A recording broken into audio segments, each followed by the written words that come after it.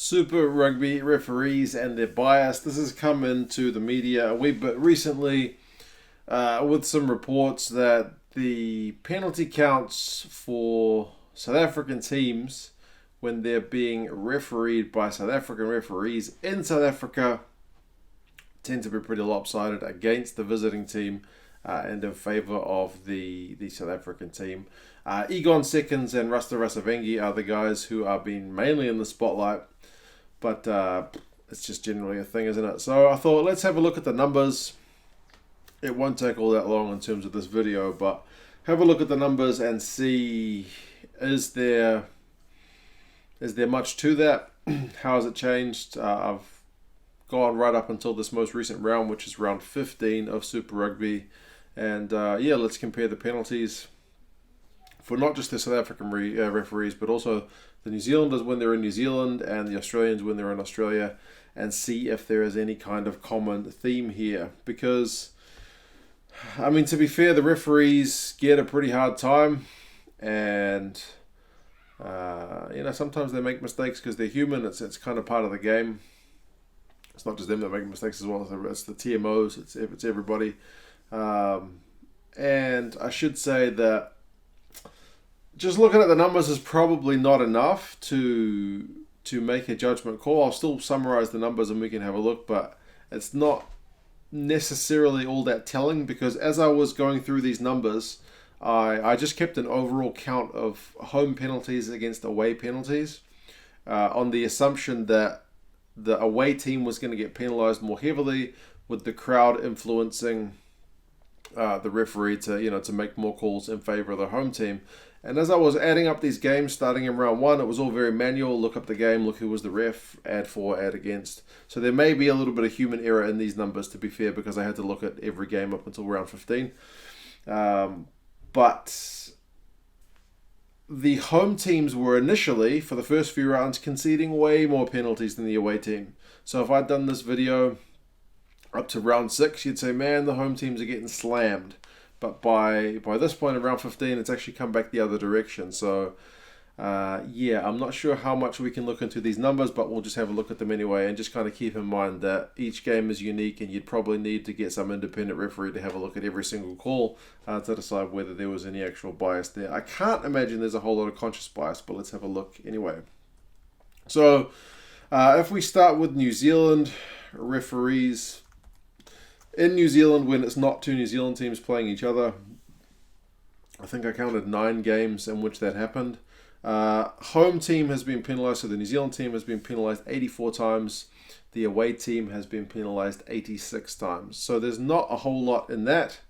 It does seem kind of balanced, but I mean, within those numbers, you've got one game where the home team was only penalised 3 times, and the away team was penalised 15 times. So if you look at individual games, like people have been doing with that Rebels Lions game, sometimes they can get pretty lopsided.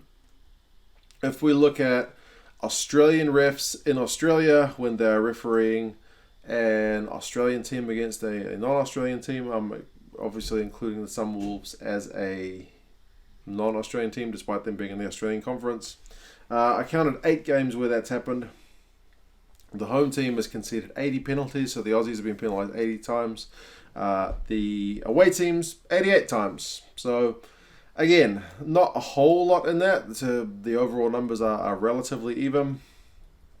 But again, if you look into the individual result sets, like there's one game where the Aussie team's been penalised 4 times and the away team has been penalised 11 times. So there are lopsided results, even if the overall total is pretty minimal. We look at South African teams in South Africa with a South African ref. This is the one that's causing controversy. If my numbers are correct, which there's probably, again, a few small errors, but overall should be pretty standard. 9 games that I counted, and this one is pretty sharp. 47 times penalised for the South African team, 99 for the away team. So that is a pretty stark contrast, and that isn't helped by the fact that one of the games is 20-1. So that's a pretty massive outlier. I mean, within those results, there's also results where the Jaguares played the Lions. So the Lions are the ones kind of in the microscope. And that one was 9-all against the Jaguares. So the Jaguares are traditionally a team that gets penalised, well, as at least the stereotype is their discipline is poor. And all this talk in the media is about the Lions getting favourable treatment. Well, it was 9 apiece. Also within that data set is the Bulls when they when they hosted the Chiefs at Loftus. The Bulls were penalised 9 times by a South African ref, and the Chiefs 4 times. So I think there are outliers. I think each game is different.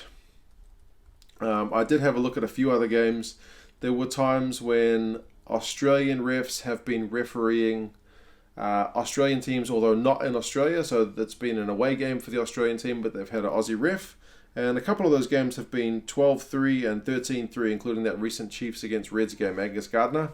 So the Aussie team's only been penalised 3 times, both games, by an Aussie ref. So, I mean, I could make an argument that these Aussie refs are biased, but I really just feel like, for the most part, each game is different. And although some games get lopsided, sometimes teams play cynically, or sometimes their scrum gets under the pump. The Lions have got a pretty decent scrum, so that's part of it, perhaps. One thing that nobody's really talking about, and it's kind of the reason I put this jersey on when I decided to make the video, because there's definitely an element of the media wanting to stir something up, like, I don't know, probably get some clicks in New Zealand for them to accuse the South African refs of being biased.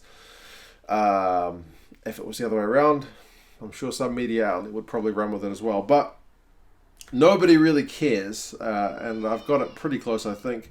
The Sunwolves, my daughter is crying because she must be a Sunwolves fan. The Sunwolves have conceded 148 penalties in their, is it 13 games, I think? Yes, 13 games. And yet they've only been awarded 104. Now that's a massive disparity. 148 to 104, but there's no accusations of the Sunwolves getting picked on because they're the weakest team or anything like that. They've conceded the same amount of penalties as the Crusaders, which is an interesting one. Are the Sunwolves that cynical? Do they have a poor scrum?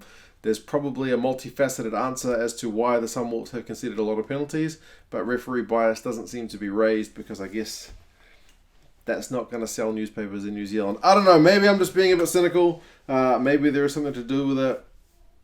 I really don't know. I just thought I'd have a look at these numbers and see kind of if there was any common theme to it. I really don't think there's that much in the way of conscious bias in Super Rugby. The referees, of course, are humans and are prone to, I guess, a bit of bias, their own flaws. I definitely am prone to my own. But yeah, you guys let me know what you think of these numbers.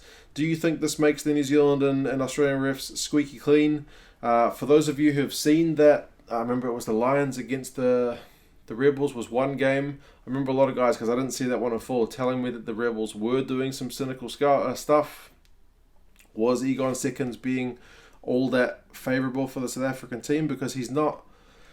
I think he used to play for the Stormers, right? So in theory, he shouldn't have that much allegiance with the Lions, but maybe it's a South African connection.